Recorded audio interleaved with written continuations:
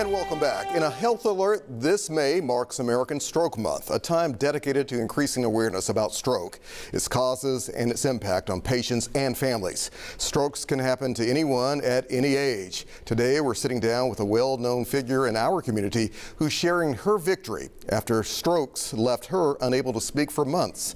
Joining me now, Memphis Shelby County School Board Vice Chair Stephanie Love and her neurologist, Dr. Bala Krishnaiah of UT Health Science Center. Welcome to you both. Glad to have you here. Thank you. Stephanie Love, how you feeling?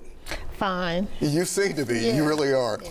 Talk to us, though, about what you went through, because a lot of people may not be aware of. What kind of challenge was it? I had no symptoms the day I had 2 strokes. I was getting up, curling my hair, getting ready for a board retreat, and all of a sudden I hit the floor for 8 hours. You hit the floor for 8 hours? Before somebody came and found me. Wow. So 1 stroke, and then what, another stroke? Was this months later? The same day. The same day? I had my first stroke at 6:30 that morning, and my next stroke about 12.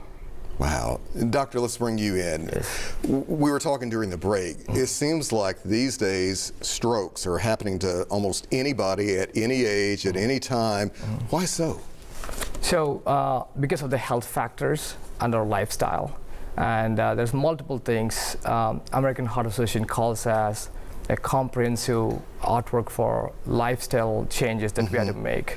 When it comes to the health behaviors, the important thing is to make sure that we eat right, we be more active, and then the third thing is we need to have a good hygienic sleep and quit smoking. Earlier days we get to think stroke is only for elderly.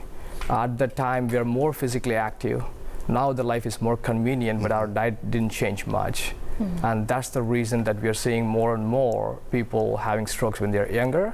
And also the science is advancing. Right. And we are finding more strokes now than what we had done decades ago, with advancements in imaging and then the modalities that we have now. And how severe was Vice Chair Love's strokes? So on a scale of 1 to 10, I would say she's had close to 7. It's a moderate to severe stroke. Right. And when she said that she had 2 strokes, it's not 2 strokes. She had a stroke first thing in the morning, but she did not recognize that she's having the stroke. Is that pretty common? It is pretty common because not many people do know how to recognize a stroke, and then they just brush it off saying like it's not a big deal, maybe I had a little bit numb, maybe I slept funny, and they brush it off and they move on, and then suddenly it gets worse and worse, and that's when she and then she couldn't talk. That's why she couldn't call for help. And we see it so often as well because stroke is painless. Right. Yeah. Vice Chair Love, what was that experience like, though, for you at first? I mean, did you feel as if you were going to be kind of trapped for a while? I mean, what motivated you to keep going as you have? I didn't feel that I was going to be trapped for 8 hours because I was getting ready to head to the board meeting. Okay. And everybody knows I get there on time, an hour before, maybe 30 minutes before. But everyone kept calling me. And I tried to dial 911, but my something wouldn't work right, and my phone was locked up. And then I had a family friend call me 8 hours later, and she is my emergency contact. So that's when I answered the phone, and I could do nothing but cry.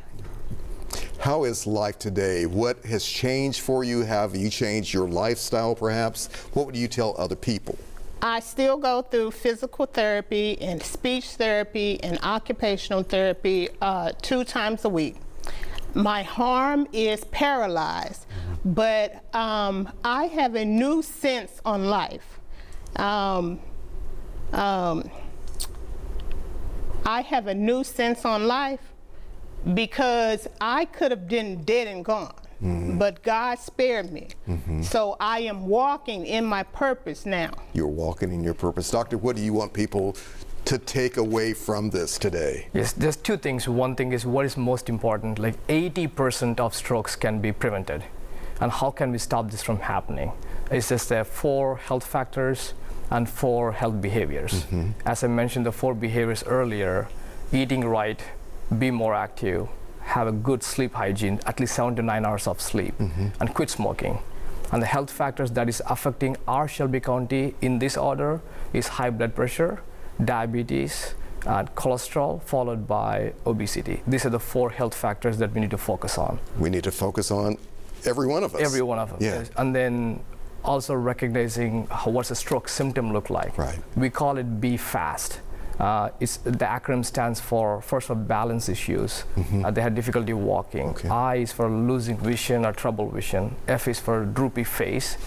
Arm weakness. S is for speech. That's what Stephanie experienced as well. The most important of the acronym is the T, which is for time. When you have any of these symptoms, you need to pick up your phone and call 911 right away. That makes sense. Yes. Doctor, thank you very much. Stephanie Love, always good to see you. Thank you for sharing your story with us. Thank you. We appreciate it. Yes. All right.